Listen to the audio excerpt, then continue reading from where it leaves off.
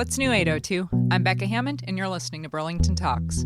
Burlington Talks may include graphic or explicit content. Listener discretion is advised. Burlington Talks definitely includes graphic content. I'm super excited to have Jeremy Voigt on the show this week. Jeremy is a very talented writer. He's a poet.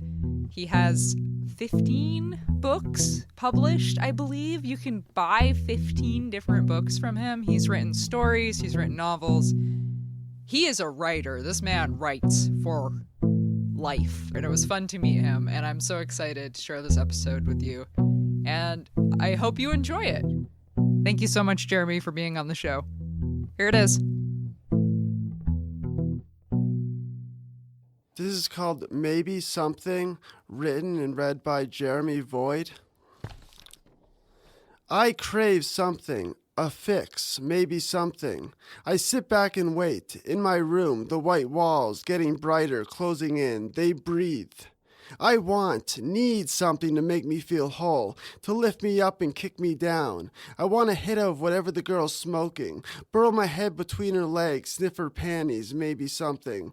I want to live wild, fast and alive, dashing through my mind, on the epoch of the universe. I don't want to care about anything, about what the spectators think of me. I know it's bad and I want to stop my head from racing, my eyes blinking rapidly, looking inward, and my brain is throbbing. I gotta stop thinking that's my problem. Who even cares? I do. And it's so useless I know, but I just can't stop it. I count the sheep, try to sleep, the herd ebbs in my head growing larger. Too many to count. 1, 2, 3. It's no use and I just can't seem to fall asleep. I need a hit, a stab, a tear, a poke maybe, something that goes way over my head. Bashing my head until I simply drop was one of my favorite pastimes. It goes like this. Cock, swing, smash. The pain absorbs me. My head swims with glee, and for a moment, your life is lost on me. Like I wrote, said, cared, wondered, brooded. A useless rumination like a crown of thorns. It's also pointless. Maybe something, maybe something. If only she was here. I held her in my arms. It's like they taught us, in church, at school. Death is the ultimate high. Do they still snap? Sometimes. We'll see clap. If they approve of something, they snap. They approve of a line, they'll snap for it, but otherwise they just clap. Awesome. Thank you very much for reading that. No problem. So, tell me a little bit about yourself, Jeremy. All right. I'm from Boston, Mass. I played in a punk rock band called Lethal Erection. I was the only original member at some point. I got into a lot of trouble in the past. I was drinking a lot, doing a lot of drugs. I'm addicted to uppers, cocaine, amphetamines, all that stuff. I had a drinking problem. I got into a lot of trouble. I was looking at some jail time, so I ended up in Vermont to evade that. And then I started writing because the band was broken up, and I'm here. So I started writing because the band was broken up, and I wanted some way to continue to express myself, and I didn't have a band to back me, so I started just writing poetry. So you originally were writing music? Yes. That's awesome. So how long ago were you in that band? Maybe 10 years ago. So you've been in Vermont for about 10 years? About that, yeah. And all in the Burlington area that you've been in? No, I lived in Rutland for 8 years, and then I moved to Burlington about 3 years ago. And then I lived in downtown. I lived above the Radio Bean for about 8 months. They illegally came into my apartment, and but the Radio Bean's great. I hang out there all the time. I know a lot of people there. Lee is awesome, and that whole crowd is awesome. So yeah. Yeah, I don't know who owns that building. Yeah. No idea. No words for them. Yeah. So you have written a lot of different books and poetry and just different pieces. How many pieces in total have you published? Oh, Jesus Christ, I had no idea. Books, more than I can include on both hands, maybe 15 books. I had a bad amphetamine addiction, and I wrote a lot of books in that period of time. So, and the writing really shows that. So, yeah. So you've been writing through the addiction. Are you clean now? Yeah, sometimes. So you've been writing this whole time, though. So Yeah. you definitely can see the influence of the drugs in the writing, Yes. which is always something really interesting when you know what people are on and how it influences the Yes. artwork. So I'm not sure what the best question is. How do you think it's influenced you? Would you say that you'd still write as much as you do now if you weren't taking any sort of drugs, or do you think that it really inspires you? It inspires me, but I haven't actually done amphetamines in a while, and I was getting it from the doctor, and the doctor finally took me off them because I wasn't taking them accurately, properly. So that was pretty much my craft, but I told the doctor I came clean with him because it was interrupting my life, and yeah, I write still the same without it, just not as often. I still write. My writing might even be better without the help of the drugs. Who knows? But I just like to write. It's just my favorite thing to do in the world. Right. Yeah. Well, obviously, if Yeah. you've got 15 different books Yeah. published, I can't believe how much you sent me. It's all awesome, too. Thanks. Who is your favorite writer? I wanted to ask. Well, that's a hard question. I mean, there's a few of them. My favorite poet is D.A. Levy. He was really interesting guy. He died at like 22, 23, I think. He was murdered. He got arrested. This is my favorite thing about him. He was arrested for reading to two high school kids outside of a coffee shop. He read his poetry to two high school kids outside of a coffee shop. He was charged with contributing to the delinquency of minors just by Wow. reading his poetry. This was the 60s in Cleveland, Ohio. And then my favorite fiction writer is Hubert Selby Jr., who wrote Requiem for a Dream, which most of you probably know. Requiem for a Dream is an amazing book. The movie's great too. Then I like Kerouac, obviously, and Ginsberg and those guys, and Henry Miller, Bukowski. So I don't know if I could really pick. Well, D.A. Levy is by far my favorite poet, and Hubert Selby Jr. is my favorite prose storyteller. Yeah, you've got some really interesting different styles happening. If you had to describe your work for someone who hasn't read it before, what would you say? It's a mind fuck. Yeah, it's a mind fuck. Yeah, it's not quite what I was expecting instantly. Some of the poems are a little more subdued, Yeah. like not not quite as shocking when you read them, but not in a bad way. It reminds me of Stephen King, parts of it, and I hope I don't offend you. No, it's all right. I love Stephen King books. He's kind of one of these guys that gets talked about way too much, though. Yeah. But he has a shock factor. There's moments where you're like, "Whoa, King, Yeah. I wasn't expecting you to go there." Yeah. But it's real. Like, that's the reality of the world and the situation. And if you're not willing to be honest, then what are you doing? Exactly. So, do you want to tell me some stories about? Have you shared your work openly in public much besides being in the band? Well, I read at the lamp shop almost every Monday night. I perform with musicians sometimes. I did this family night at Sidebar where these guys jam. It's just basically, I don't want to speak bad of them.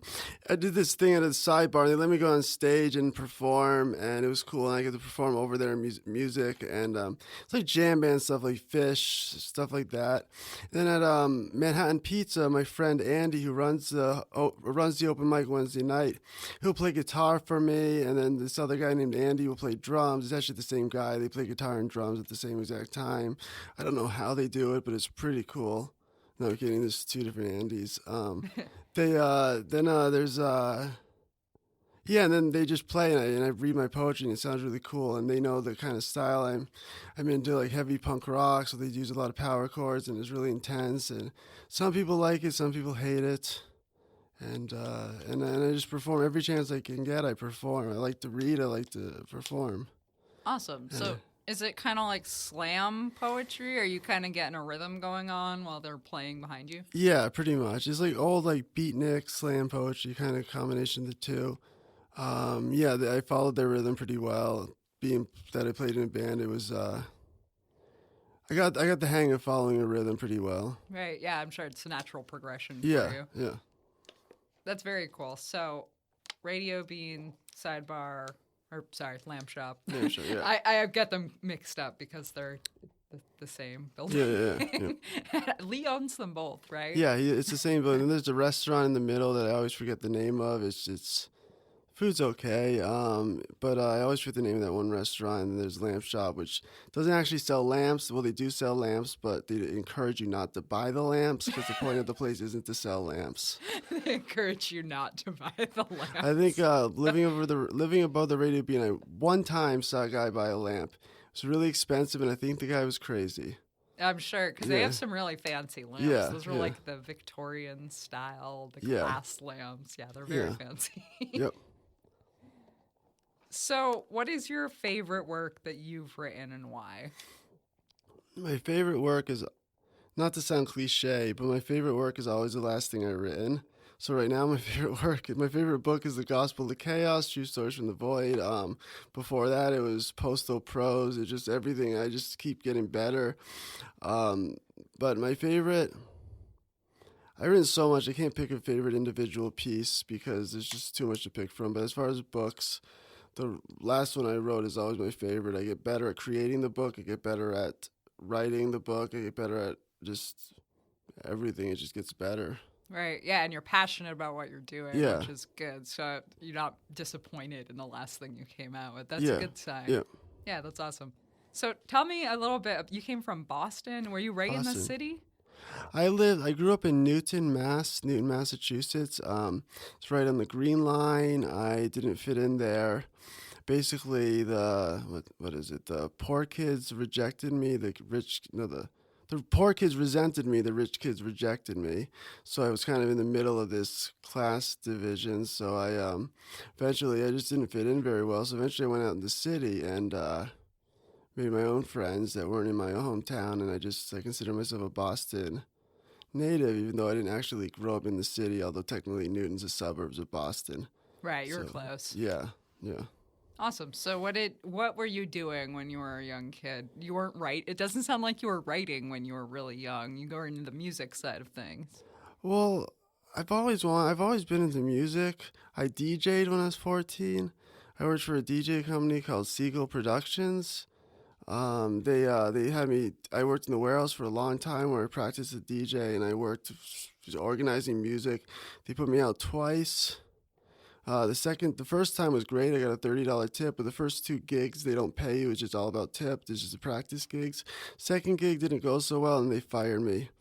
I found out they just didn't want to hire me as a DJ, so I gave up on DJing. But I always was into music, some kind of music.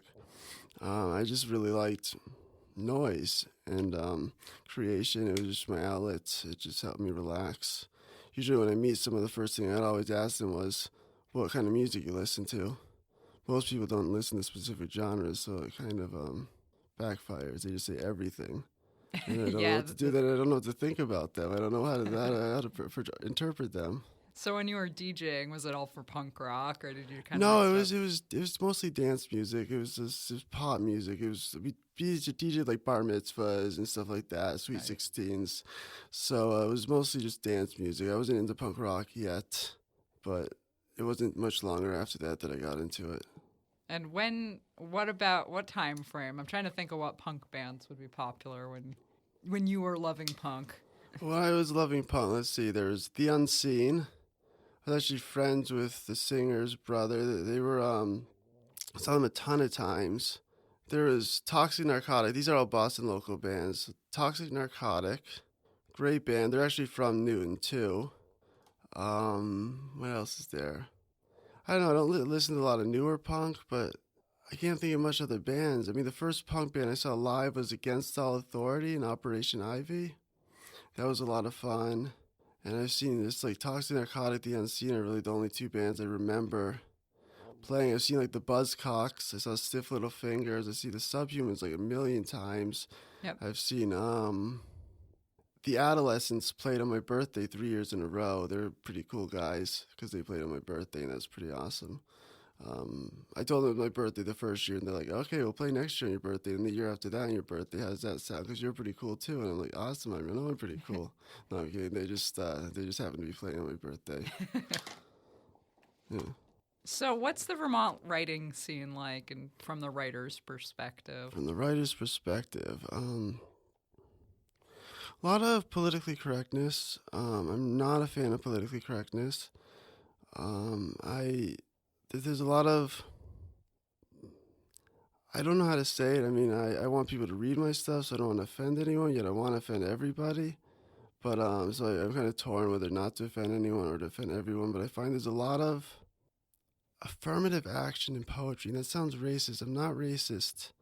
I just find sometimes, I mean, I get it. Everyone needs a right to stick up for themselves and stand up for themselves.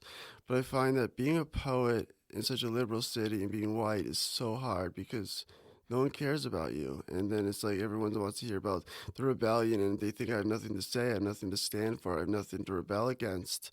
But I have a lot to rebel against. They just assume because I'm white, I come from a privileged background, I have nothing to say in the world.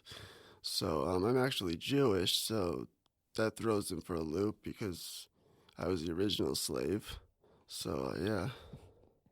Yeah, I can kind of see that in a lot of ways because there was a lot of, in the last couple decades, there's been a lot of people who, they're edgy and they're interesting. Like, I think of George Carlin was one of these people who, and he worded it great, so well. He said that he doesn't like to talk at colleges anymore, and this was in the early 2000s because he started offending people with his freedom of speech, which... And I have a huge, strong feeling towards freedom of speech. Like, you can't limit someone's speech. That's a right. You can't limit that. I can understand not wanting to offend. You know, there's a difference between hate speech and expressing yourself. And I think as long as you aren't literally preaching hate, which... Even our country, you're allowed to do that. I mean, the KKK exists, and they're literally preaching hate, and I think that's kind of fucked up. It is fucked up, It is super messed up. I'm not okay with that. But just saying something, expressing yourself, as long as you're not literally, like, preaching hate, that's not the same thing. And I think people are getting so sensitive and just very... overly sensitive to the point where they're talking about limiting speech, and it bothers me. And I can definitely see both sides of the story. Like, don't preach hate. I can be on board with that, but I can also be on board with, you know, let people speak. And like, just because something doesn't, you know, isn't sunshine and rainbows doesn't mean that they're not allowed to say it. Exactly. Like, the world's an ugly place. The reality of the situation a lot of the times is not pretty. Yeah, we're going to, me and my wife and my stepdaughter are going to San Francisco for her February vacation, and apparently San Francisco is the shit capital of the world. Homeless people are just shitting on the street, and I didn't know about that. I'm just thinking about that because the world's getting pretty fucked up, and we got to talk about it. And this is San Francisco. It's the most liberal state. California is the most liberal state in the world. And people are shitting all over it, literally. But because they're not making laws, and I feel like they need to have both sides in order to have a balance. There needs to be liberal and conservative in order to have a balance or political. But there needs to be both sides, and with only one side, there's a scale. It's way down in one direction, and that's not right. Right. So freedom of speech is important. Everyone should have a say. Everyone has a right. Everyone has a right to speak. Everyone has something to say. Everyone can write if they want to. Everyone's got a point. Everyone's got a message.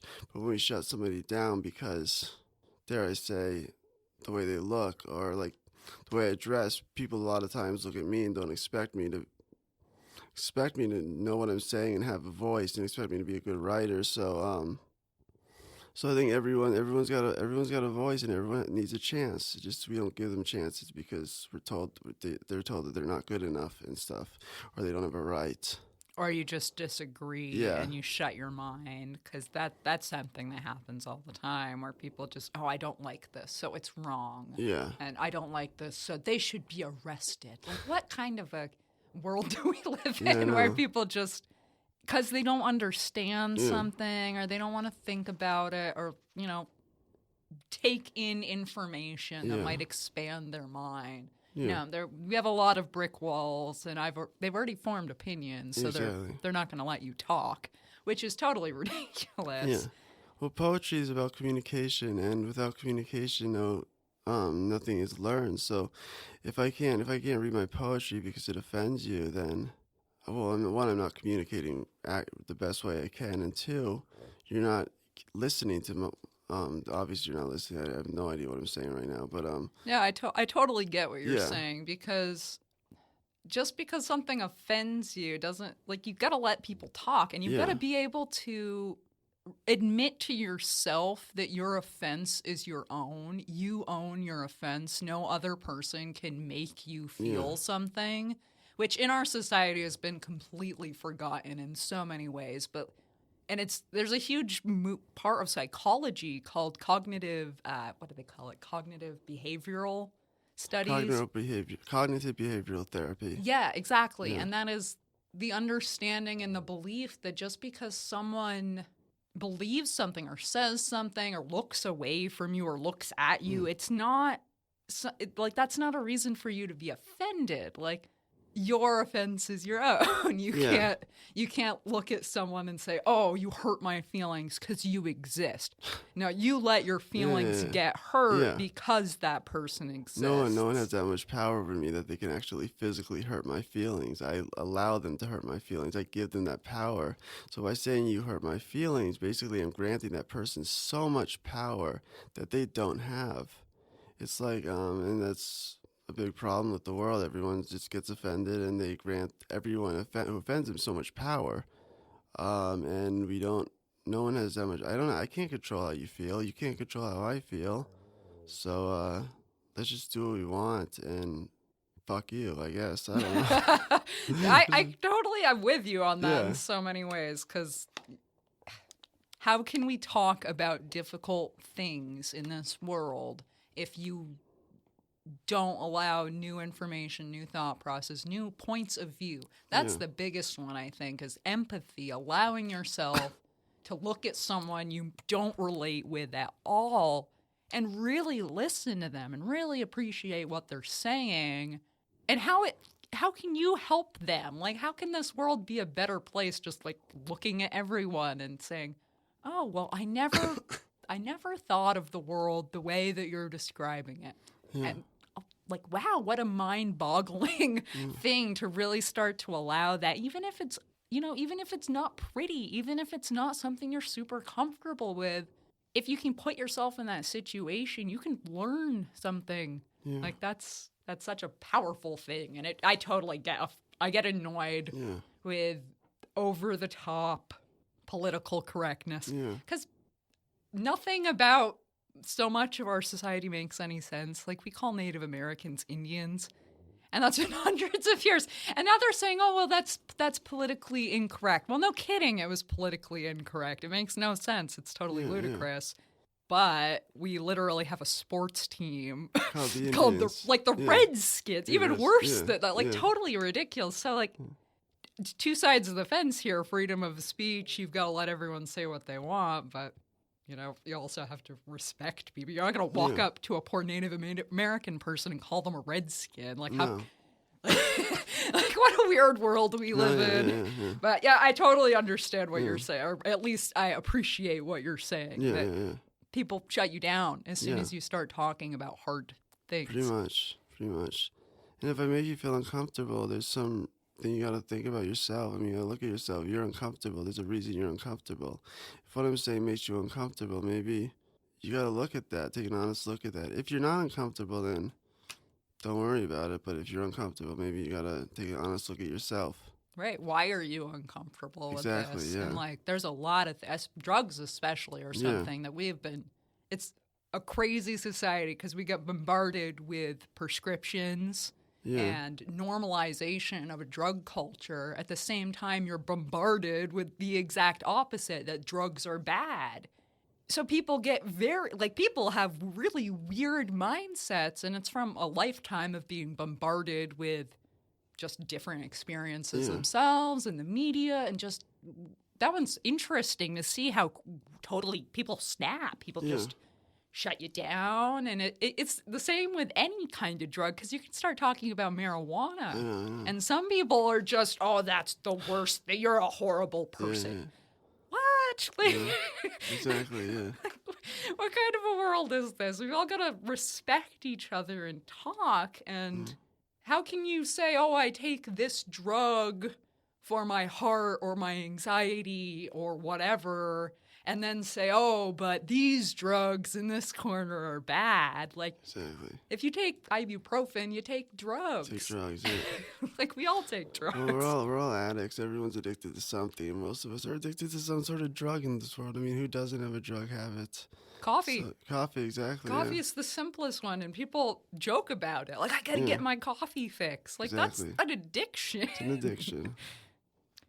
This has been fun. I like talking about Nice. stuff like drugs, because people really bug me with drugs, because people who eat loads of chocolate and eat lots of coffee and have all this food. Like, food is a huge drug in this. Oh, yeah. We have so much Oxygen is a sugar. drug. We're addicted to oxygen. If we don't breathe, we die. We're addicted to food. We don't eat, we die.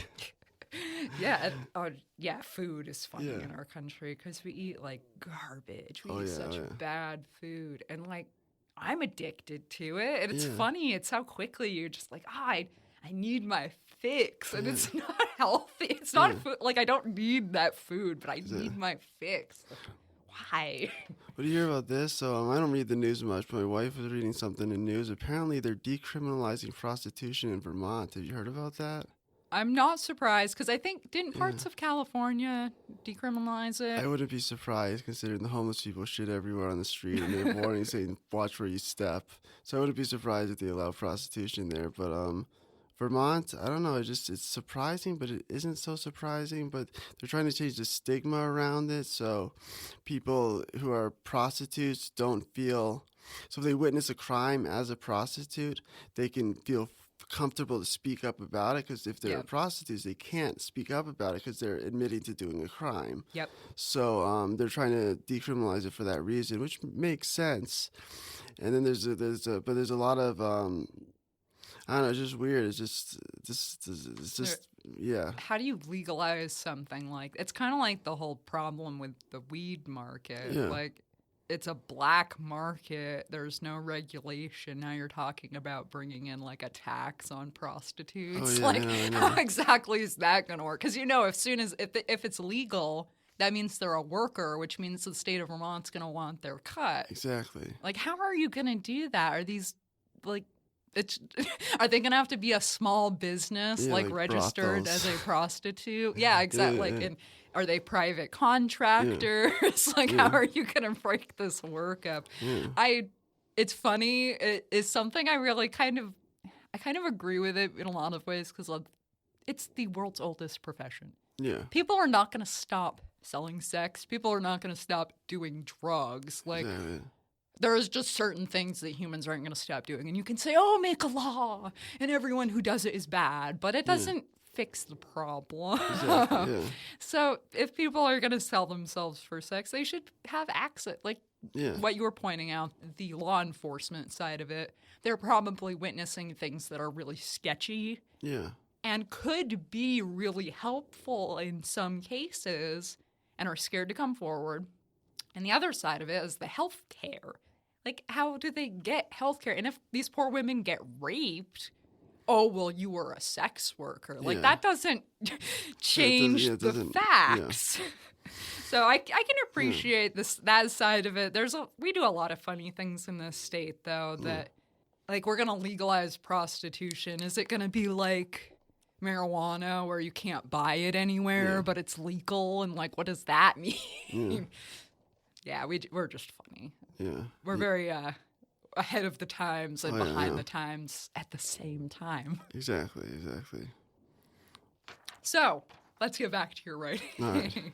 You were excited about your new book. Do you want to tell me, is there a general theme about it? Well, so the back of it says the summary, which isn't really a summary, it's just some like little quote I wrote on Facebook that I used as the summary on the back. It goes, "They told me drugs were bad, but my curious child's mind couldn't connect two and two. I mean, if drugs were so bad, period, then why would people be putting them into their bodies? So I had to find out, and find out I did. Drugs made me feel awesome." Hey, it's honest. Yeah. It's real. And it's funny how people kind of disregard that. Yeah.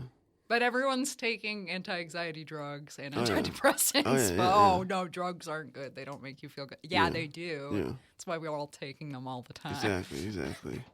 And then, and it's got so it's all nonfiction. It's got some poetry that tells stories as well. It's got a few rants in there, but very few, and then some prose poems. But it's all narrative. And what's interesting about this book, against my last book of nonfiction, it has the poetry side to it, and it has these short little blurbs that tell like really short vignettes that I've never done that before. I write all these short little vignettes, like paragraph long, and put them on Facebook, and I include a few of my better ones in here, and I think that's what's interesting about it. Plus the poetry, which my last book of nonfiction didn't include poetry; it just was prose.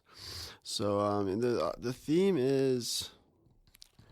The theme is, I don't know if there is a theme. I mean, it's called The Gospel of Chaos, True Stories from the Void.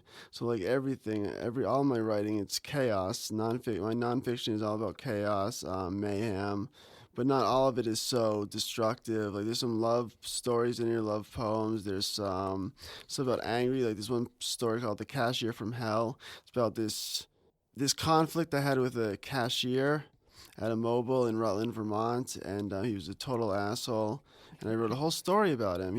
If he found out, he'd probably be very, very honored. And then I feel like, he makes me even more of an asshole. His ego would rise, and that's not what I want. But it was an interesting story.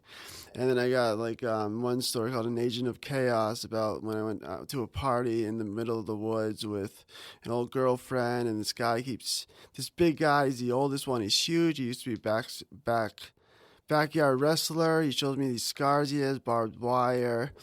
He shows me all this stuff, and he's one of the oldest. He bought everyone the booze, and he keeps bringing my girlfriend out into the woods to buy him firewood. And I get all nervous every time they go, because apparently this one guy tells me he's going to fuck my girlfriend, because he fucks all their girlfriends. So I get really nervous. We get out the car. My girlfriend tells me he forced himself on her, so I was back out in the woods with a steak knife I found in her car, and he's got to read to find out what happens next. Oh my God. I stabbed him in the neck. Oh my God. He lives for a few more years, and then someone else did the same thing and killed him for the same reason. It's actually kind of sad, but ironic. I'm not really surprised if that's what he goes around doing. Yeah, he had it coming, but I don't know if it's really that sad. I actually laughed when I found it out, but...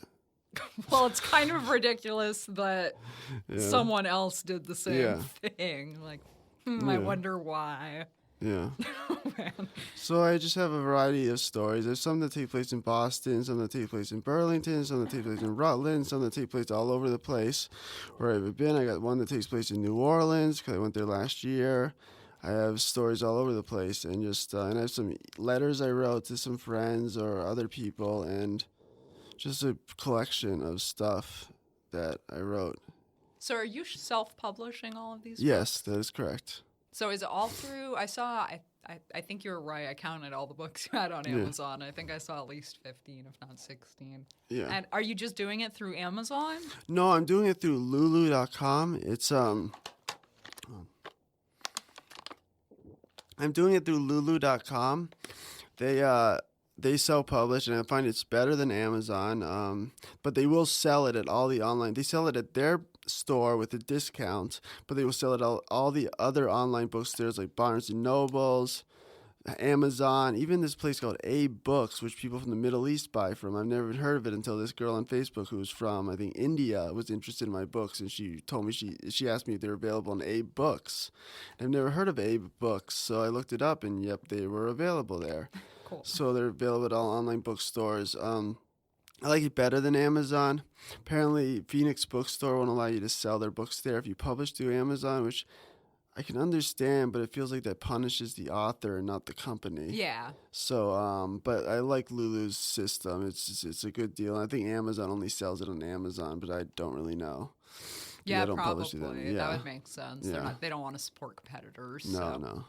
Interesting. So That whole process, what's that like? I've kind of been interested in it. I know a lot of people are interested in what it's like, but you've done it. You've got actual books. You got 15 of them. Yeah. What's it like? You write everything, and then what? I write. I go on Microsoft. Well, I won't tell you the exact details, every detail, but basically, I write a bunch of stuff. Then I put it together in Microsoft Word, and then I make a PDF, send it to Lulu. Then I order a proof copy, and then I edit it right in the book. I do my best edits directly in the book with a pen, and then I'll change the edits on the computer and put it back together. And then I'll get a ISBN number, which is like, I don't really know what that means, but apparently I need it. So Right, the book code. Yeah, the book code, and then it's done. And they just sell it in all the bookstores for me. I set a discount on Lulu, so you can buy it for cheaper at lulu.com. You just type in Jeremy Void. I have an author's page there that shows all of my books. Cool. Yeah. Interesting. So that's literally all you have to do is make a PDF format. Do you have to space all the pages out just how you want them? Yeah, I set it all up on Microsoft Word. I've done a lot of books, so I've gotten it good. Like it's basically down to a science for me. I just I love working on these books. I look at it like as someone like a guy in the army cross checks his gun. I constantly put these books together on my computer, and it's relaxing to me. So. But I've gotten really good at it, so I set up the pages how I want, the page numbers, the titles, the body of the piece, and then the cover. I make the cover in Photoshop, and so I just a lot of practice. First couple books weren't as good as my newest ones as far as the production value. I did my first book at Northshire Bookstore in Manchester, Vermont, I think that's the name of the town, and they were so expensive. Yeah. So I moved that book to Lulu. Someone told me about Lulu, and I moved that book to Lulu, and that was fiction. My first two books were fiction, but the production value is nowhere near as well as the production value now. I put a lot of work and a lot of effort into releasing these books, and it's only getting better. Yeah, well, practice makes perfect. Yeah, exactly. Right? Yeah. So the more you do it, the more comfortable you get doing exactly, it. Yeah. Yeah, they look beautiful. The Nice. copy of the book that you brought looks amazing. I'm going to have to read through everything. Nice. So you've done work with bands. Have you ever considered actually like recording an album, like a spoken word album? I do. I have some spoken word albums on Bandcamp. It's cool. jeremyvoid.bandcamp.com. I think I gave you the link of it in the email. Oh, did you? Awesome. Yep. And I have 3 albums. One's called Absurd Nihilism, Word Vomit, and I can't remember the last one. But there's 3 of them on Bandcamp. So I have done that. I wanted to get some guys together and do actually music behind my poetry, but I can never arrange that because I have to deal with other people and trying to arrange times for us all to get together. But I'm hoping someday to do that, to do an actual musical album where I'm reading poetry on top of music. Right, yeah, that would be awesome if you could collaborate with people like that. And I'm totally going to plug, but if you could totally collaborate with some artist and help get your art for the album and the musician, then you could do the writing. Exactly. It would be really cool. And you're already doing half of it, so you're almost there. Yeah. So, do you work with any other writers around town? Not really. My wife is a poet. We met at the lamp shop a few years ago. We weren't dating. It took years for us to start dating, but she's a poet, so I kind of work with her, but we haven't collaborated yet. Hopefully someday we do. Our poetry's similar vibe. Hers is all about suffering and grief and a lot of bad stuff, and only hers is the woman's version, mine's the guy's version, so very different. But we thought about writing some stuff together and collaborating, but we haven't yet done that. I haven't worked with many other writers. Back in Rutland, I had a whole group of friends who were all trying to write. I was getting them into writing, and I'd edit their stuffs and get into that. I started doing the Burlington Writers Workshop, the nonfiction portion of it, and so I'm working with them, but I haven't really got together with writers and actually collaborated with other writers, if that's what you mean. What's the Burlington Writers Workshop like? It's cool. So we submit 2 pieces a week. There's a bunch of people in it. 2 people get to submit a piece a week, and then we talk about both pieces the group. It's every other Tuesday morning at 10:30 a.m. And I'm enjoying it. I just started going to it. I was kind of depressed, And my wife was like, you got to get out and do something and be around other writers. So I started doing it, and it's helped. So I'm really enjoying it. Is there a lot of people there? It varies, I think. I've only been to 3 groups so far, but it's about 10 people, I think, is the maximum. 11 people, 12 people maybe. It's the maximum. I'm not really sure. Right, so it's small enough that you can feel like you're having a real conversation. Yeah. Have your voice be heard. Yeah. Nice. Yeah, that's good. That's great to hear. Where is that located? It's located somewhere on Main Street, but I don't know the name of the building. It's on Main Street. They got their own private room there. Cool. Is it affiliated with one of the universities or something? I have no idea. Yeah, I'm not sure either. You'd think that they would have it as part of the name. I'll find out. We'll put a link to it in the show notes, and we'll figure out where it's from. Cool.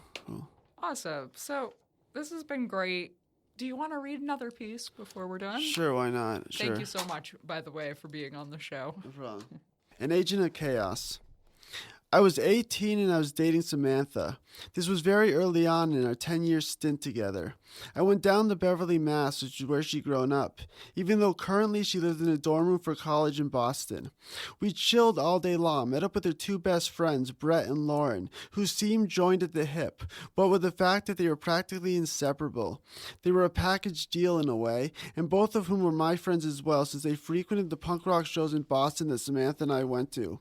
We got someone to buy us booze, and we went down to the Dane Street Beach, where we met up with some of her friends from what they referred to as the Dane Street Crew, a group of teenage delinquents, drug addicts, drunks, and peddlers that frequented the Dane Street Beach. Now, this was a fairly big deal since this was Samantha's first night in Beverly since moving into her dorm last fall, and the whole crew assembled rather quickly. Following our surprise appearance, before long we were shrouded by teenagers of the metalhead / stoner / skater variety, except for me, Samantha, Lauren, and Brett, of course. The 4 of us bringing forth the punk rock edge to the scene tonight. I didn't know anybody other than Samantha and her 2 best friends, Lauren and Brett, and it started to get rowdy very fast. We were drinking. I didn't know anybody's name. We were smoking weed. I stuck by Samantha's side. She introduced me to all of her peeps. Name after name after name, completely forgotten in a drunken, delirious haze. Soon enough, BJ himself showed up on the scene. A big dude who I found out later was 22, which rendered him clearly older than the rest. And I hopped inside Samantha's car. She drove it behind a bunch of others, with Brett and Lauren at our rear, a line of 4 or 5 or 6 cars staggering up and down side streets, completely out of sync with one another. Side to side, left to right, back and forth. We purred softly in a drunken, belligerent state. The whole crew was out tonight, and to them I was just a faceless nobody who dated the queen of the evening. I lowered the raging volume that projected punk rock through small tinny speakers and asked, or more like slurred, "Where are we going?" "You'll see," Samantha said, with a devious grin that made me love her all the more. I watched the cars in front of us slide left and right as we followed them down more side streets. Then we cut a sudden right and the road got bumpy all of a sudden for another 5 minutes or so, before the cars in front of us scattered like marbles all being released at once, and Samantha pulled her car to a stop. She shut off the engine and I can barely see anything around us, what with the abrupt lack of headlights that previously showed me wilderness, miles after miles of it. But now we were cast in the complete blackness, until the first round light flickered and flashed and connected with the dirt and gravel like a miniature spotlight. And within minutes we had 6 or 7 flashlights leading us up a dirt road that was blocked off to the flow of traffic by a horizontal pole. I stood beside Samantha. Neither of us had a flashlight on hand. We just let the momentum pull us up through the dark woods that curved and rose higher as we delved deeper and deeper into the woods. Brett and Lauren followed suit, maybe 5 or 6 strides behind us. The walk took about 10 to 15 minutes, during which not too much chatter was exchanged between us. We were all just relentless on getting to the top, or to wherever it was that we were heading. Up ahead I saw a flickering glimmer of light. As we got nearer to the source, it grew in volume and in brightness, and slowly the flashlight started to cut out.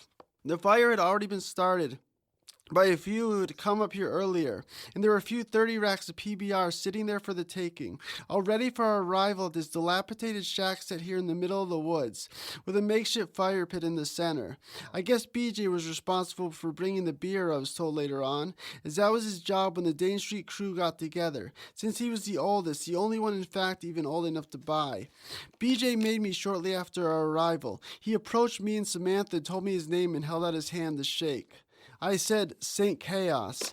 I took his hand in my own and he just held it there for a moment. Saint Chaos, he responded back to me with a playful smirk. Well, it's Jeremy, actually, I added. Saint Chaos is just what they call me in the city. Then BJ shook my hand, even though my own was dead in his grip.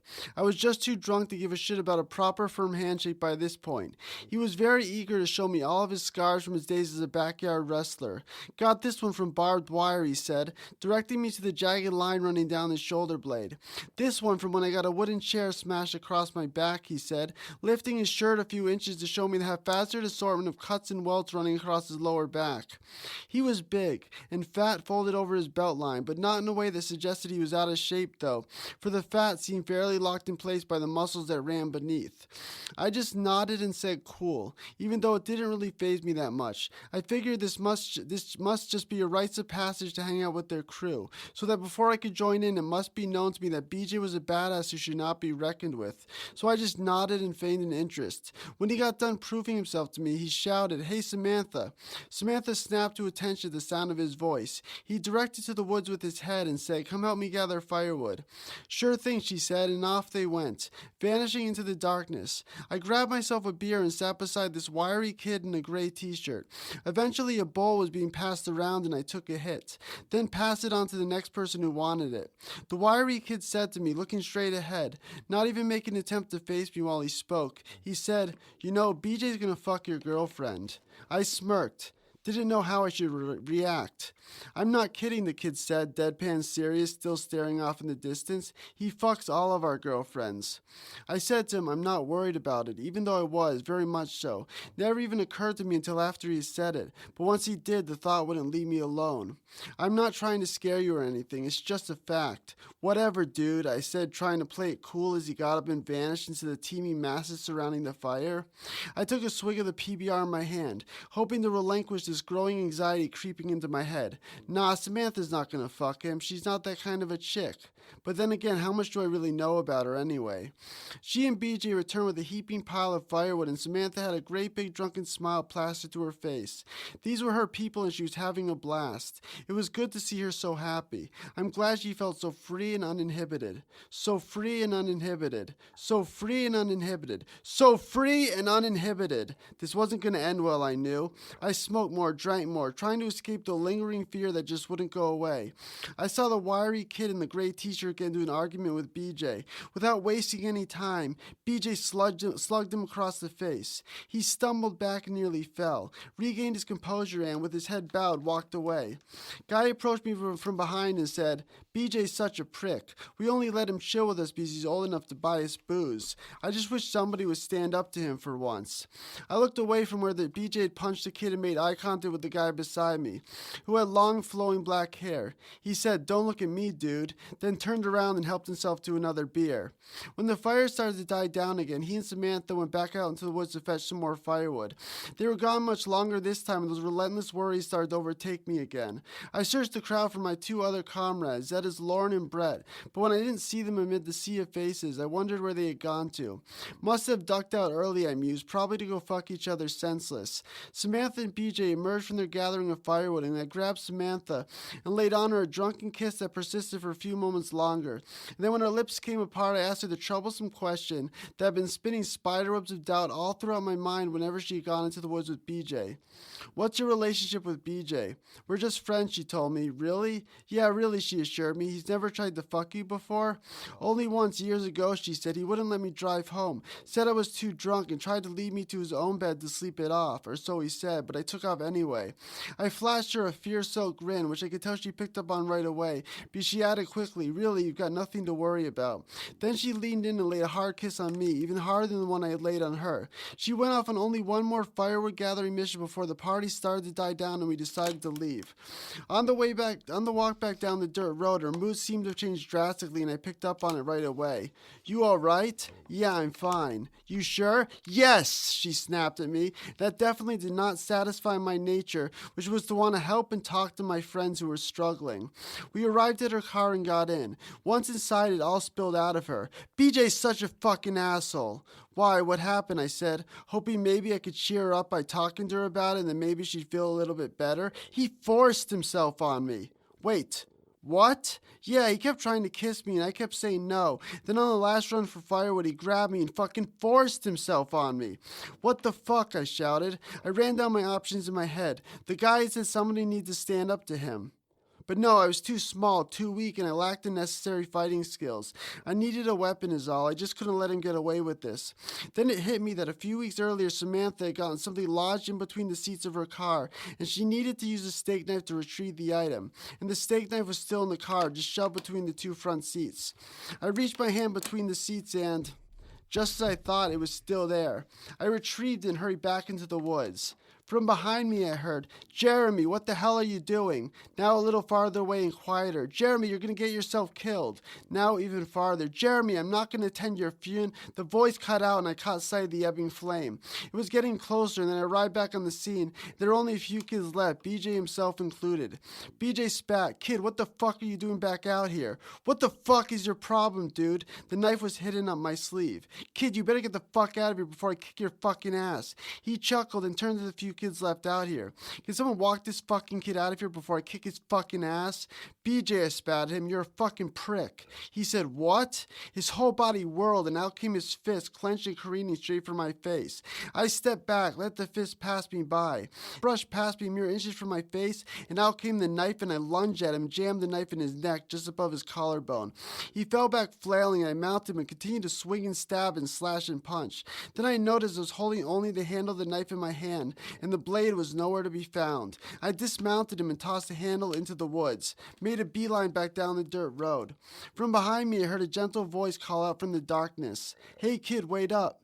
The voice was soft, but still I thought it might be BJ's. I whipped around, ready for more, when I saw a short, somewhat chubby kid hurrying out of the darkness.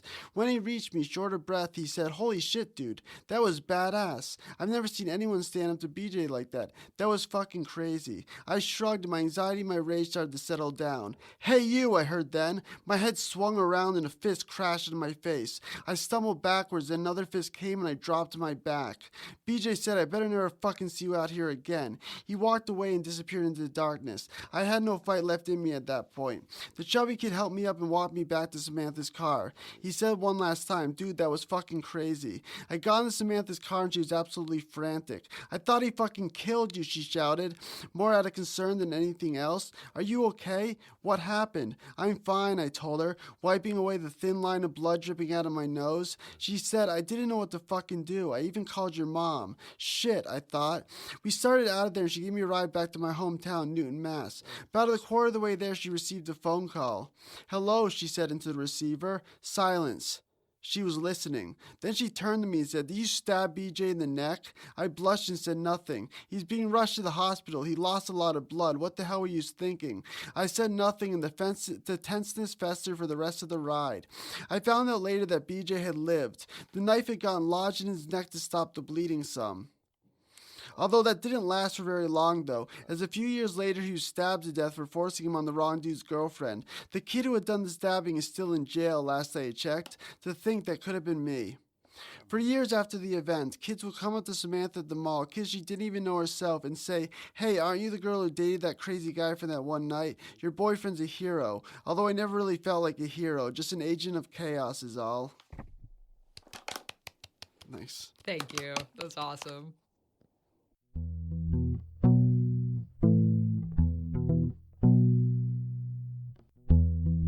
Thank you so much to Jeremy for being on the show. Please check out the show notes page, burlingtontalks.com/13. Check out Jeremy's work. There's going to be links to everything we talked about there. Check me out on Facebook and Instagram at Burlington Talks. Go to my website if you want to check out other episodes and just learn more about me. Thanks so much for listening. And that's what's new in the 802.